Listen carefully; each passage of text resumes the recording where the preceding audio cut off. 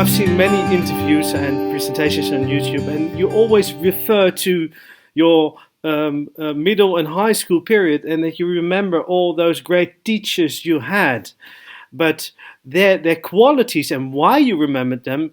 Um, well, could you elaborate a bit more about your favorite teachers and why they were so great? Yeah, so I should the background. So I'm Phil Zimbardo. I'm coming to you from San Francisco, California, where I have lived since 1968. But before that, I lived in New York City. I grew up in. I was born in 1933, so I grew up in the Great Depression, and my parents were second generation Sicilian, but were totally uneducated. They never even went to high school, um, and and my father was often unemployed with no education. So we lived in poverty. We were getting they used to call it home relief money from the government, for basics, and and so several things followed from that. If you So I grew up in this an area called in New York. There's five boroughs: Manhattan, Bronx, Brooklyn, Queens, Staten Island. So I grew up in the South Bronx, which was always a poor neighborhood, a ghetto, gangs, and a physically toxic environment. So I developed a double pneumonia and whooping cough when I was 5 years old. Whooping cough then was a contagious disease, and all children who had any contagious disease were sent to a hospital, were forced to go to a quarantine hospital. And I was there for 6 months because at that period, I guess it was like 1938, 39, there were no sulfa drugs, no penicillin. And most of the children there died because they had every known disease. So when I got out of that place, and it was a place of uncertainty because literally children would die every day, and the way it was set up, there was visiting days were only 1 hour a week on Sunday, but I was there during the winter, and my parents would have to walk 5 blocks from the subway to the hospital, which was on the East River. And in those days, they had big snowstorm, so often they didn't come. And nobody had phones in those days, so you waited all week, and they didn't come, and pretty soon you realized you couldn't rely on your family to help you. And there was also no phones in the hospital ward. But I survived somehow. And when I got out, I started first grade a year later because I was still recovering from the sickness. And I loved school because it was organized. Everything was predictable. Everything was clear, organized, predictable. And so, and I realized this is for me, this thing called education. And what I remember is those first, second, third elementary school teachers, Mrs. Weissman, Mrs. Mumbus, Mrs. Schleck, Mrs. Gainey. I mean, this is like 80 years ago, and I still remember because it had such a big impact. Namely, all the children were poor.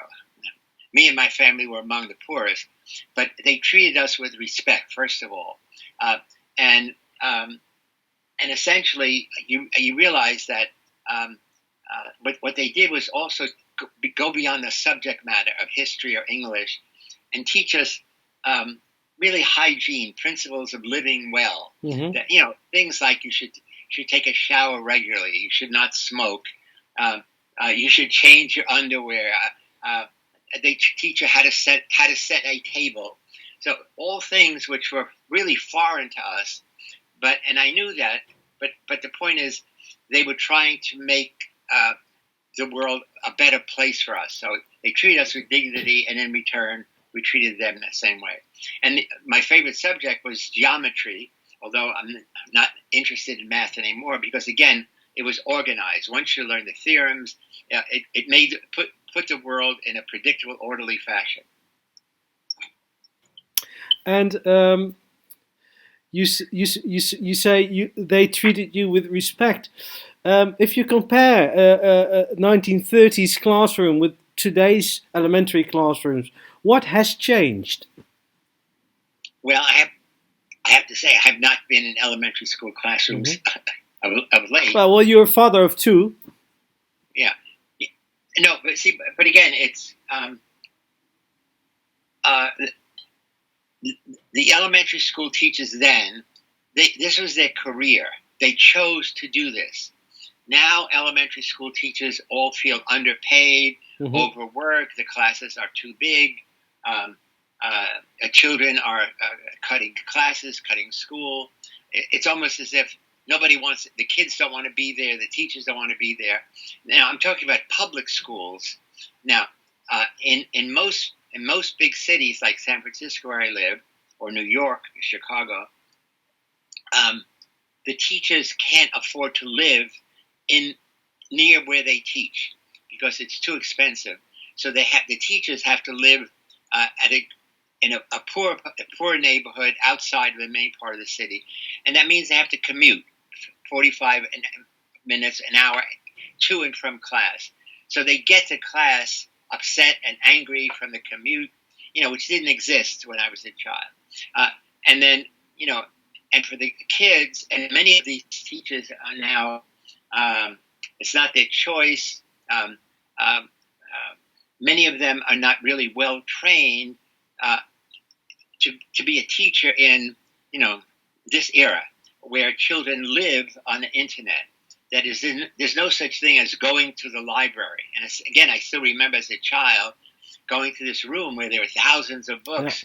In my home, we never had a book. I mean, the first book we had was when I was 10 years old, because you couldn't get a library card until you were 10. I brought home 4 books. You could rent 4, not rent, you could take out 4 at a time. And, but now the library comes to you on your cell phone. So, but I'm saying, I think current teachers are not equipped to deal with the mentality of young kids who, at the age of 7 or 8, already using their cell phone, know how to look up stuff on Google, know how to do all kinds of searches. Well, you say teachers are not equipped, but I wrote you a letter because of this book, which I Yeah, read, Man Disconnected.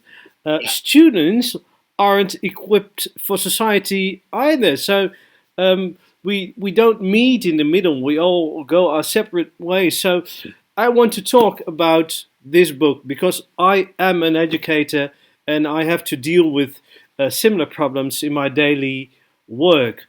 So, first of all, when I see the front cover, I notice that you are a co-author. Nikita also has written a part. So, before we start talking about the book, I was curious about the way you work together in making this book. yeah, yeah. So I did the writing, but Nikita did a lot of the research. That is, uh, she sent out surveys on Hmm. SurveyMonkey, interviewed a lot of the students. They said, we gave them criteria.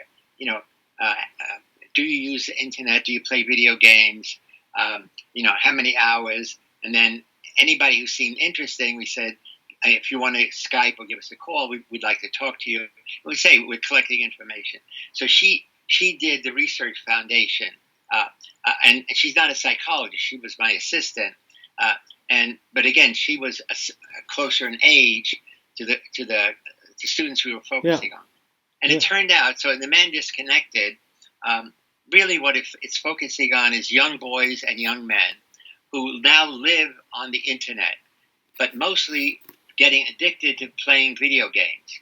Uh, and when I say addicted, it's 5 hours to 15 Hmm. hours every day, usually every night.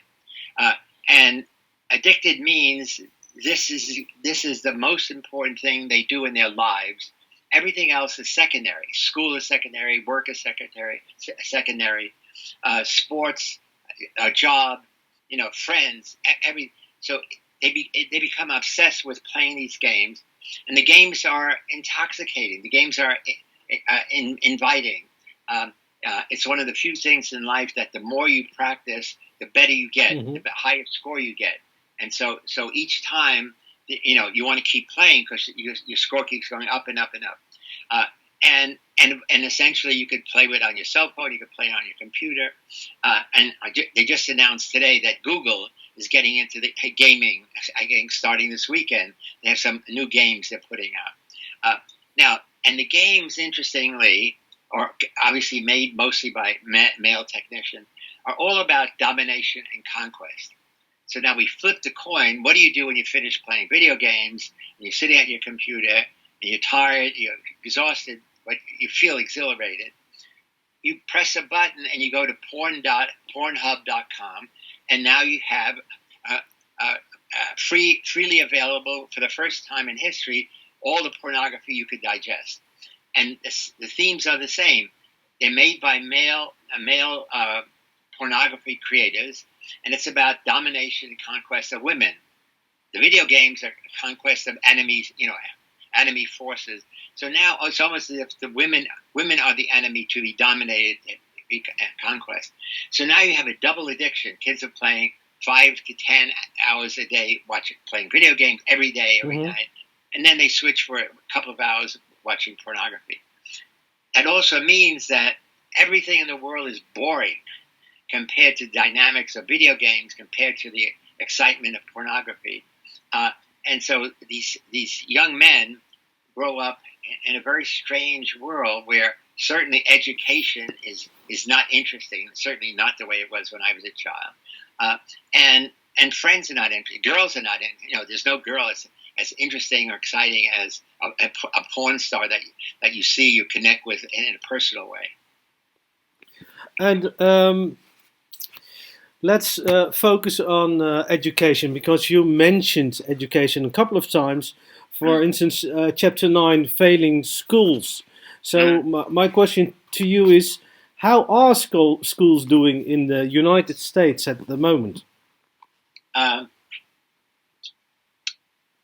Schools are great if you can get to college. College and graduate school in America is really great. And there are many, many opportunities, many, many schools, more than most other countries. And there are public colleges, private colleges. There are tech schools. There are religious schools. There's Catholic schools. There's Jewish schools. So there's a really wide range. There's also military schools like West Point and Naval Academy.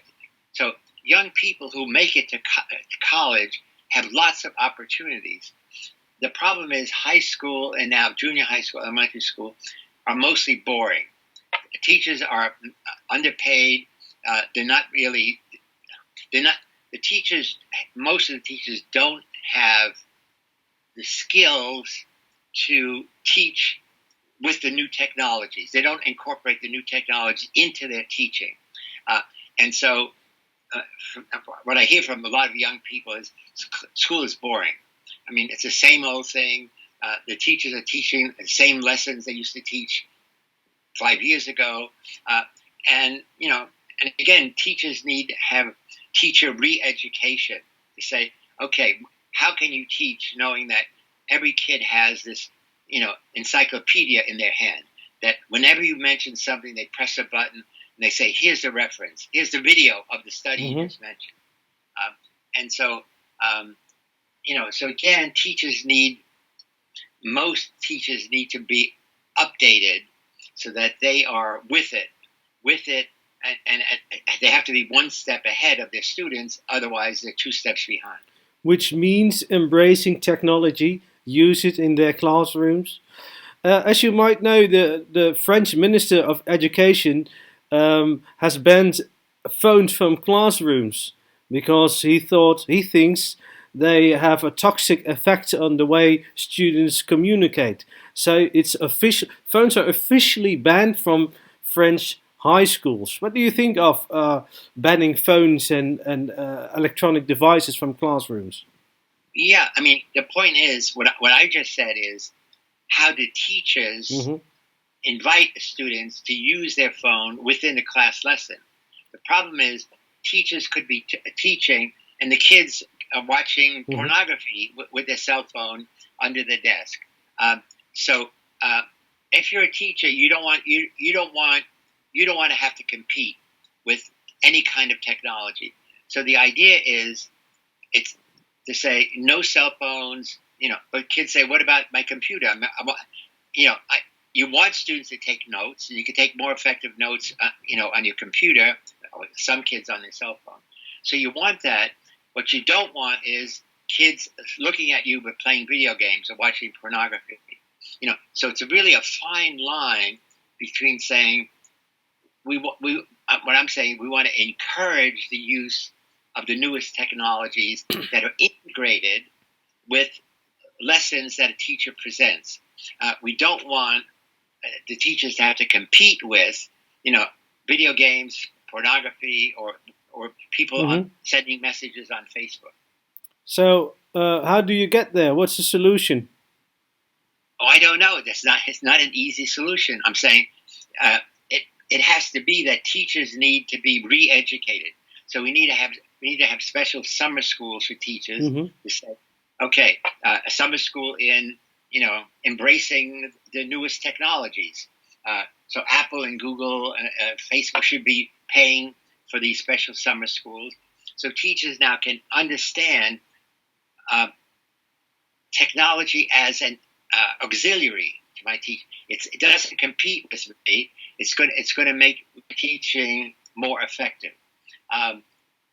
Now, when I used to teach, but I only taught college and graduate school. I never taught elementary or high school. And the problem I had is students were required to read my textbook. So, and I would renew my textbook every 3 years. So when the newest edition came out, it had everything I knew up to that moment. So students had to read it. So I couldn't come into class essentially talking about what was in the book. You're talking about your psychology. Psychology and life. Yeah. Oh, That's the Dutch version. Yeah. So I've been writing introductory psychology books for 50 years. Yeah. The one you have is psychology core concepts. So that I've been doing just for the last 20 years. But before that, I did psychology and life, which I started like 1972, and that went for 20 editions, and then we finished it out. And then we started doing this other one. But so what would I do? I mean, I would have to make up new lectures, but one of the things I would do, and I encourage other teachers, I would always have guests. So if I'm teaching about mind control, I would have somebody who was in a cult or a cult recruiter. If I'm teaching about sex, I would bring a sex therapist in, or even a madam or a prostitute. So if you're teaching in college, people will be a guest speaker. Not that they take over the whole class, but you work them in. Often I would do an interview with them. I would meet with them earlier and say, here's the kinds of things I want to share with the students. So the point is, students are now getting something in your class they cannot get anywhere else. Certainly I'm saying they can get whatever. My ideas are in my textbook, so no way I could repeat those. So, and the other thing is, I would always begin with something. What was in the news of the day? What was hot? What was exciting that was happening now? So if I was teaching now, even though it's psychology, I would talk about impeachment, the psychology, impeaching Trump. What are the psychological processes going on here of getting group support, getting people, to be for or against this man? Does Trump really have a cult? There's 200 million Americans still approve of him, no matter what he does, no matter how outrageous he is. So really, that's really like the cult of Trump, and we could talk about that. So instead of just talking about Trump, what's wrong with him, we could say, why is it that what kind of power does he have? Or is it that he attracts a certain kind of a person who, no matter what he does, no matter what he says, they say, yes, we are for you, we support you. And that's really a new phenomenon. Yeah, that was one of my questions I wrote to you, because you wrote this in the pre-Trump era. Obama was in office. Yes. Would you have included Trump in your book if you would write a book today. Yes, well, I did. There is a very interesting book came out. Came out just when at the time of the election. It's right here. It's called "The Dangerous Case of Donald Trump: Unfit to Serve." So it's 27 psychiatrists and mental health experts. So I'm not a psychiatrist, I'm a mental health expert. And we each say focus on one thing, which indicates why Trump is unfit to serve. And what I did is I focused on his Present hedonistic time perspective. Excessive present hedonism, and also his grandiose narcissism. Yeah, and I said that's a killer combination for anybody. It's even worse when you're a present hedonist, you take action in the moment and you never think of the consequences. Well, that's okay if you're a little kid. It's not okay if you're a businessman. It's not okay if you're president of a powerful nation. And we've seen this throughout. So the most recent example is, out of the blue, he says, I'm taking home American troops from Syria. There were only 2,000 troops, 2,000. And his general said, no, it doesn't make sense. Don't do it. And he did it regardless of them. Yeah. And then the consequence was Turkey came in. Turkey invaded. Yeah, many people were killed. And then he said, okay, we'll send them back. Yeah. But I'm saying, it's that kind of, okay, we send them back. But for him, it's no big deal because, the fact that people are dying someplace, it's just words. He does it. He's not able to translate words into images that say, no, what I did is, and he never says it was wrong. I made a mistake. He never says, I made a mistake. Okay, we're going to send the troops back. The general said, they don't say you made a mistake. They said, there are bad consequences of taking the troops out because now thousands of our supporters, the Kurds, are being killed, et cetera, et cetera. So the fact that he's a present hedonist only means it's going to get worse and worse and worse, especially now when he's losing he's losing some of his closest supporters. I mean, the rank and file, quote, the "Keep America Great Again," are still always going to be with him, Noam Chomsky, I'm going to interview Noam Chomsky next year about, you know him, of course. Yeah. He and I were at a panel in Norway 5 years ago. He's actually brilliant. He is, and he says Trump is just a distraction for the real politics who are really a wrecking ball in the American nation. Trump is a huge distraction, and he's really successful in distracting the world. Well, see, but again, if you think about the election period, when he started, people thought he was a joke. Hillary Clinton had experience, she had a track record, she was smart, she was attractive, but because he would say outrageous things during the election period, he always made front page of every newspaper, and he was the lead story on TV. And that is still the case.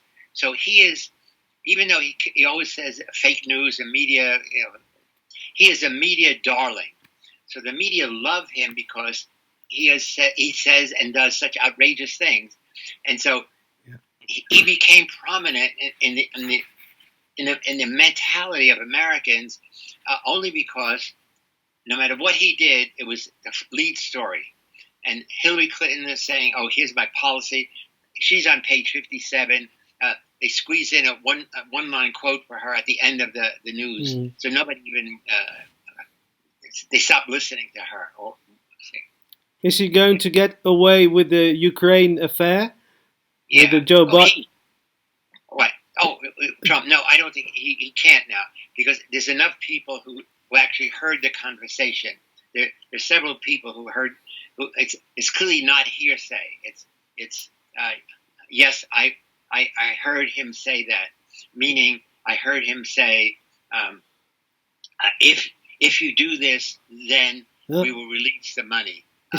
Is he going to be? Is he going to be evicted? You think because of this? I think so. Yeah. I mean, because, well, again, in the middle of the Senate hearings, uh, here's the ambassador to the what's it? I forget her name. He's tweeting that Yeah. you screwed up in Yeah. Somalia. You're not a very good ambassador. Yeah. But you don't do that in the middle of the hearing, so he can't Amazing. resist. So here is President Yeah. Hedonism. He's got to be part of it, even though he's the topic of the impeachment. He still wants to be personally there, personally visible, and I think that alone is an impeachable event. And many, many, many, many other tweets. In the book, one of your sentences is, "Don't call women sluts." You think Trump changed that point of view by grabbing them by the pussy? What has he done for the way men look at women? Has it worsened? Oh no, he's again. You know, it's. I mean, I had forgotten that earlier stuff. All this thing with prostitutes and porn Yeah. stars. I mean, how could this man be president of anything? I mean, no, I mean it's Yeah. you know, you keep stacking up. What are all the reasons you don't want this guy to be president? So all the exposés that came out of his having paying a porn star, having sex with prostitutes, Yeah. just one, while he's married, and he's got this beautiful wife. It's not clear she can speak English because she never says a word. But so I'm saying here, it's for him, women. I'm sorry, for Trump, everybody is to be used. Everybody is, because it's like it's Trump business national. So everybody below him simply is performing a function. So he's got his agent, his business manager, and again, when he had the TV program, at the end of the program, it's always, "You're fired." So, and now Yeah. he takes this game and he brings it to the presidency. More than half of all of his staff he had Yeah. fired. Yeah. Amazing. Yeah.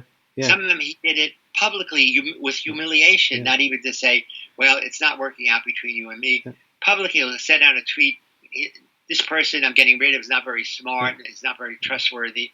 Ruining their whole career, and it's never even clear why he would do that. Yeah. Well, there's one point I want to address from the book because I want to respect your time schedule. We talked in the Netherlands about the feminization of education, and that's what you talk about in this book. Could you elaborate a bit about the harmful effects of feminization of education? What does it do for men, for boys?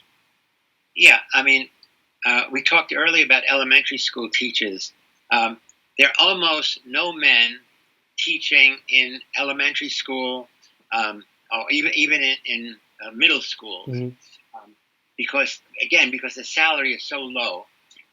The only men you see, and I remember even in my day, the salary was the only men you see are men who teach what they used to call shop, woodwork, metalwork, metal. So essentially the trades, and so it means most boys grow up in an environment where they have female students and female teachers. And the female students usually are very quiet. Boys are noisy. Boys are more likely to have attention deficit disorder, want to move around, want to play. The highlight is really gym class or recess, not sitting listening to a history lesson. And girls are more respectful of the teacher. Mm-hmm. But essentially, it's a female environment. Female teachers, female students who clearly perform better. I'm not saying they perform better than men. So boys, in a funny way, feel alienated in the school system. Okay, and therefore they don't have. So the only way they succeed is in sports. Now, more and more in America, there's many sports for women as well. But the big sports that make money in high school and college are football, basketball, baseball. These are again uniquely American. And now Americans are playing soccer, but essentially they would rather be on the athletic field and sitting in a class, sitting in a seat, having a woman like their mother telling them, what history of the world is or something. This is not going to change unless salaries are raised. So we have to find a solution within our uh, uh, uh, body of teachers. So what could be a solution with the many female teachers we have? What can we do with the means Oh, we have? it's not with the female teachers. The other thing is, uh, one recommendation is many classes should have uh, teachers in a pair. That is, it could be a female teacher with a male teacher. That is, they teach together as a team. So each day they could say, she leads off introducing, some issue of geography, and then he says, okay, he'll take this piece of it, and so just visually to see a man and a woman working collaboratively is really. And secondly, there's no reason why it wouldn't work even better. It means that the teachers then spend time planning their lesson with a colleague, with somebody who's their equal, and it reduces the burden on the teacher, that she doesn't have to prepare every single lesson. She can prepare part of a lesson. He could take the lead tomorrow. She could take the lead the next day. So I honestly think that having male and female teachers form a teaching squad is the way to go. That would require a lot of male teachers. It's still which we don't have. So Yeah, but I think it depends on the degree of unemployment. I mean, where you have high unemployment, you're going to get some males who don't have a good job, and see, again, in addition to the salary, or where you don't have a good salary, what you could have is good benefits, so that they have a good health plan, good retirement plan. So this is a way for countries that are relatively poor to do this, to say, we can't give you money up front, but we will guarantee your future. You'll have, we'll contribute to your retirement plan. We'll guarantee that you're going to have a good health plan. You have to do something like that, because now the idea is, how do we attract men into the classroom? my last question is about chapter 16. I don't want to go into the prison experiment because No, boring. I've seen so many interviews and I couldn't possibly ask an original question. The thing is, since I'm in education, chapter 16 is so relevant for education. So Right. my last request is, could you elaborate about chapter 16 and why this is so important for modern day education? Well, it only take me an hour and a half to briefly introduce that. Yeah. So in the Lucifer Effect, I spend 15 chapters talking about every kind of evil. 10 chapters on the Stanford prison experiment. Yeah. I was an expert witness for one of the guards in Abu Ghraib prison, where the prison guards in that real prison did things similar to the guards in my fake prison, only they did it for 3 months rather than 6 days. And what they did was even worse. And then I talk about other evil of, in the evil of the Holocaust, the evil of other wars. And then when I ended at chapter 15, I said, "Oh my, I'm swimming in evil." I said, "I can't imagine anybody's going to read this book." Honestly, I thought it's almost like his Zimbardo evil autobiography. Then I said, let me ask the readers, we now know how easy it is for good people to be turned toward evil by putting them in quote, an evil situation, like the prison study, like Abu Ghraib, like being a used car salesman who has to sell defective cars as a part of his job. And then I said, let's reverse that and say, is it possible for ordinary people, anybody reading this book, to become a hero? Question. And then I follow up to say, the problem is our conception of heroes is very narrow. It's almost always male warriors, starting with Agamemnon and Achilles and Homer from the Greeks, and it's males who die in battle. So the core is bravery, and I'm saying, or we have religious heroes, we have martyrs, people who died for their religion, or political heroes, people who died for promoting politics, and then all the people we know who have named Martin Luther King, Nelson Mandela, Mother Teresa. These are people who organized their whole life around dedication to a cause for society. I'm saying, no. What I'm talking about is somebody who one day will help somebody in distress, will help somebody who is hit in an accident, will save somebody who's drowning. So it's not like you organize your whole life around it. And then I also add to say, well, young people have heroes. They're superheroes. Superman, Wonder Woman, Batman, and our kids have Spider-Man. But I say, but stop and think. Those are not real people. They are the creation of a cartoonist. And every superhero envies you, the reader, because you have something they don't. You have a brain. They are the brainchild of a cartoonist. Yeah. So now the question is, you can imagine, if you could draw, you can imagine your own superhero, and how about that superhero be you? Okay? So that's what, when I give talks in school, that's what I say. But now it's not enough to say, okay, I'm willing to be a superhero, meaning I'm willing to step forward, help others in distress. We have to train you to be an everyday hero. So we have to make you a hero in training. So when the opportunity arises, you will be able to act. So I developed a whole series, a new way of teaching, programs on how to be an active upstander rather than a passive bystander. How to develop a growth mindset rather than a fixed mindset. How to transform prejudice and discrimination, understanding and acceptance.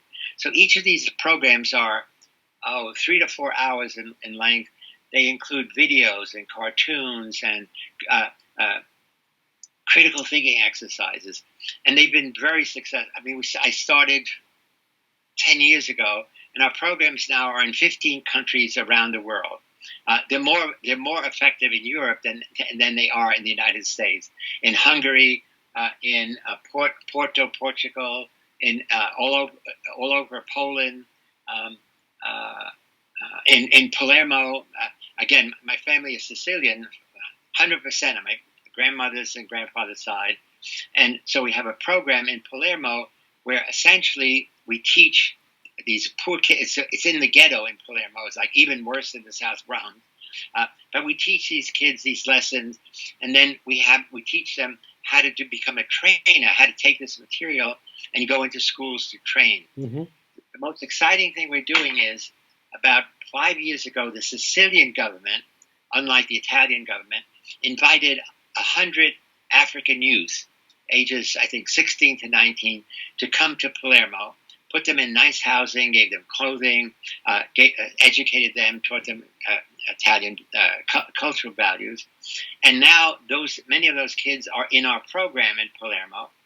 We call it Heroic Imagination Project, or HIP. And now we teach them how to become teachers. We train them, how to become teachers.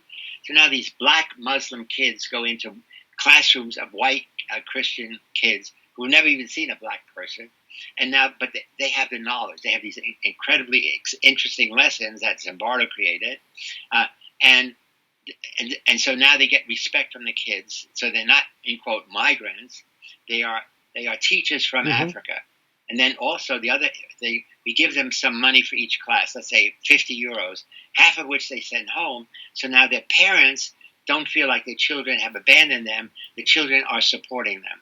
So it's a perfect program all around that I use as a model for other nations as well.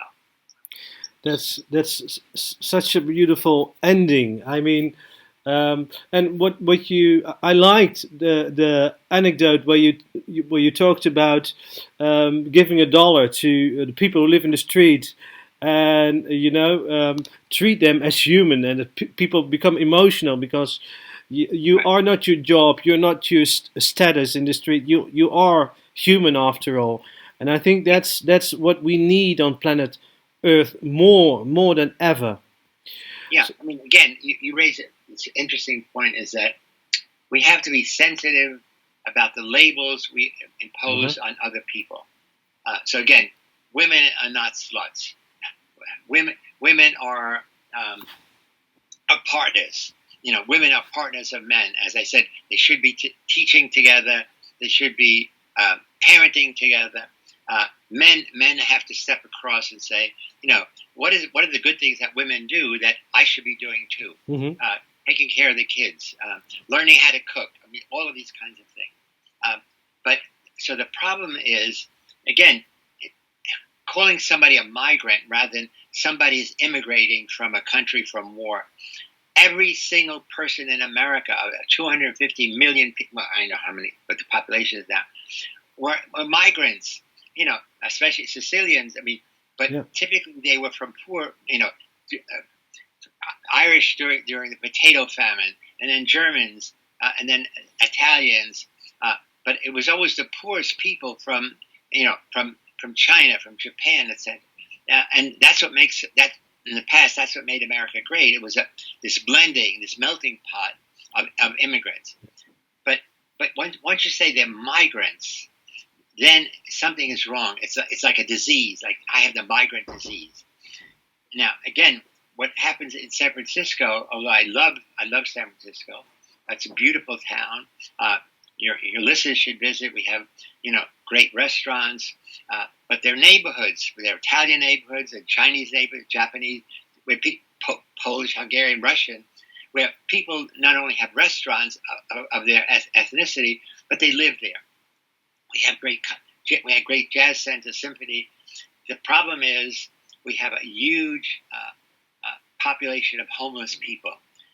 More than 7,000 people live on the streets in tents. In part, they come here because the weather is relatively good. Yeah. It's never cold. Like if you're in New York and homeless, or you could freeze to death in Yeah. the winter. But again, so here are these people, and how do they live? They have to be beggars. They have to sit with their hat out or hand out, and so it's demeaning. To be a beggar is like one of the most demeaning positions any human could have. So typically, people try not to even notice them, or if you do, you just throw a coin in their hat. And so, what I started to do is to say each day when I'm going downtown, where I know there's going to be people begging, I decide I'm going to give $1 to one person and another dollar to another one. But it's as you meant, it's how you do it. So what I want to do is I want to make it a social transaction where essentially I say, is with anybody, greetings, I'm Phil Zimbardo. What's your name? And I put my hand out and I wait to hear their name. If I don't understand, I say, did you say such a? And then I shake their hand and I say, I'm sorry you're down. Oh, I ask them, where do you come from? Where did you come from to San Francisco? So it's another bit of information. I have that Hmm. personalized. Then I give them the dollar. I say, I wish it could be more. I hope your luck is going to improve. I shake their hand and then leave. I spend a minute and a half in that transaction of a 24-hour day. And what it does is, in every case, the person I'm talking to gets excited, gets emotional. Many times they'll cry, even an adult man, because nobody has treated them like a person. People have treated them like a beggar. You don't even want to look in their eyes. Most people just pass by. I'm saying, so it's not just the money. What's more important, and this anecdote, what's more important than the money is you're giving them dignity and respect as a human being.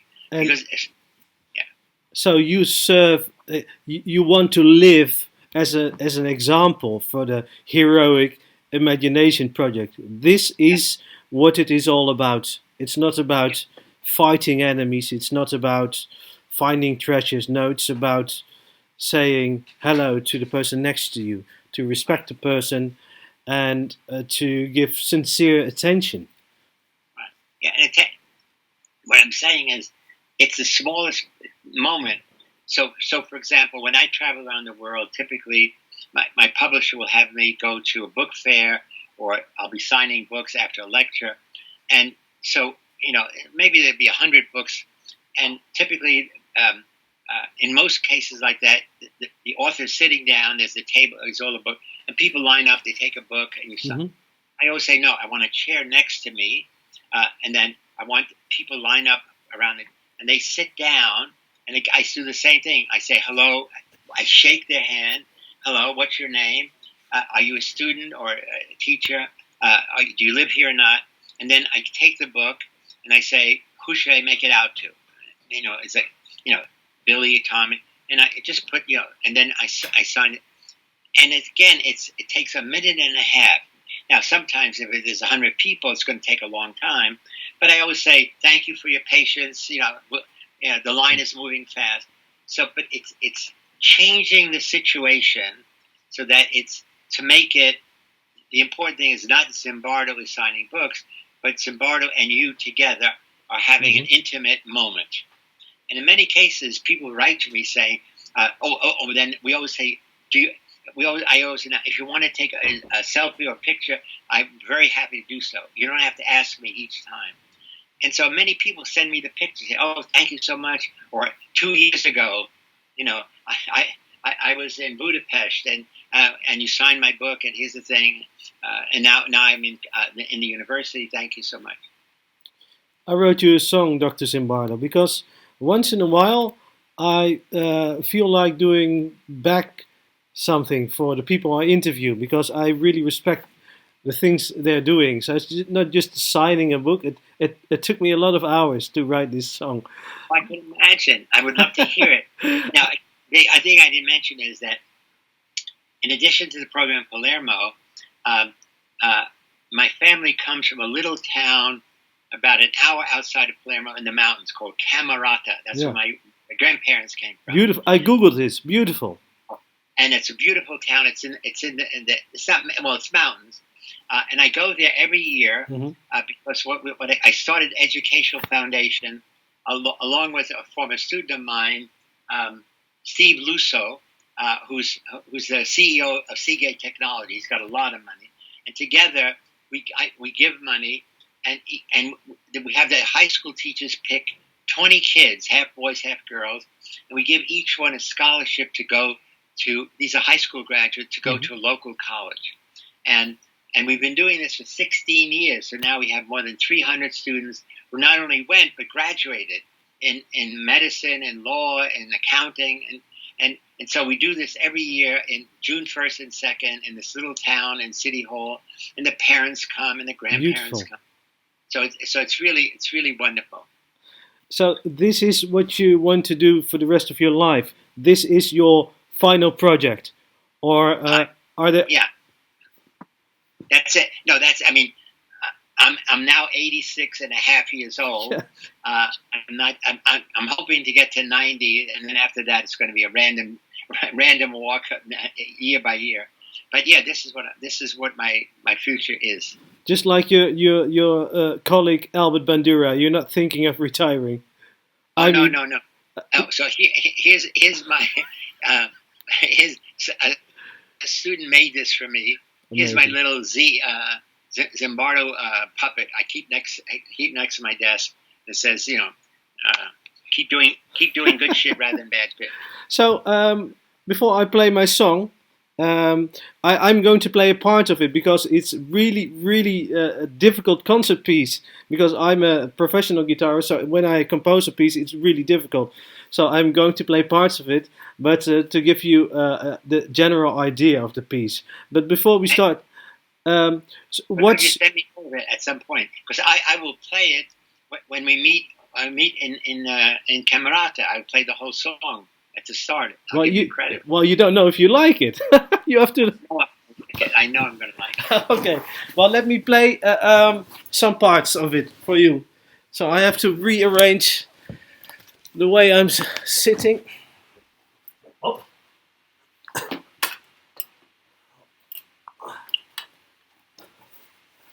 All right.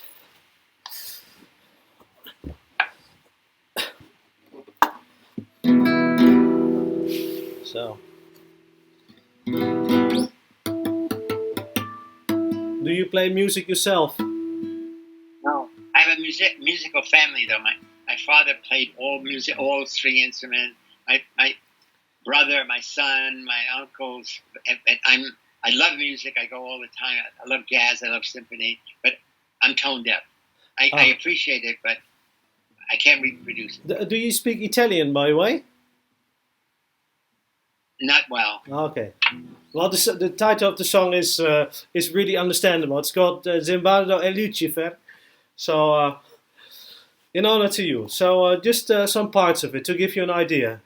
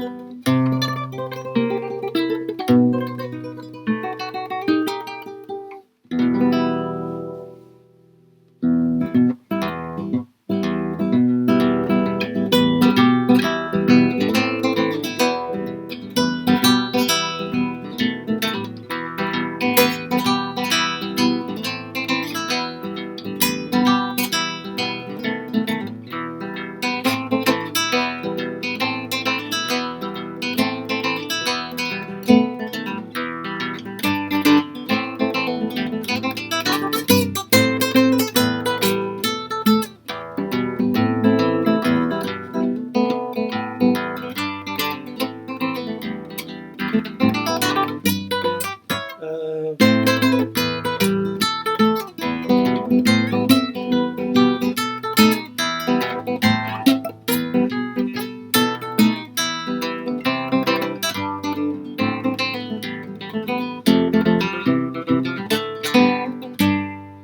um,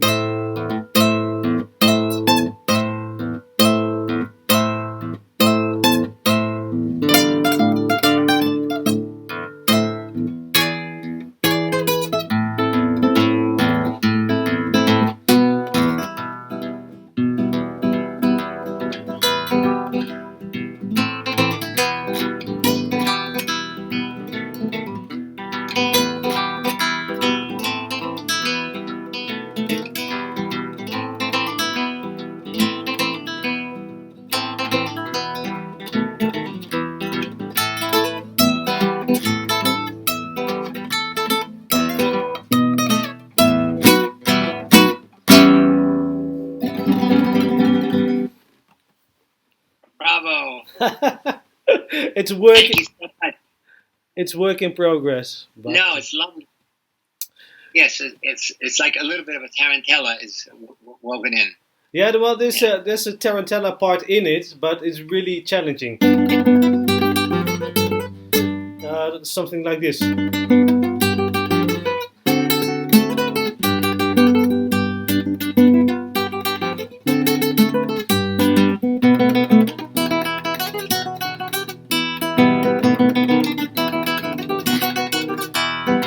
That's more like the tarantella feeling. Yes, lovely. So that's Oh, when thank it's. you. I It's a will. wonderful gift. I appreciate it. I have to study on it, and I will make a recording in a professional studio, and I will send you your song. So that was my. Okay, and I'm saying, and I, I will play it in your honor in June 1st, June 2nd in Camerata. great. Well, that's a great honor. So thanks for your time because we allocated half an hour, but we talked for almost an hour. So Well, good. um, I knew it. As soon as I saw your questions, I said, no, it's going to be an hour for sure. So I told my wife, hold the lunch. So I'll get in contact, and you'll get the correct version of the song. Now you have Thank, your own song because you deserve it. thank you. So Let's shake. I hope to see you in Italy, and enjoy the rest of your Right. day. Send your lovely wife, also a really hero, as I learned in your presentation. Send her my greetings, and hopefully we'll meet in the future. Now, how do you pronounce your first name? You It's said it's Diamond. It's like Simon with a T instead of an S.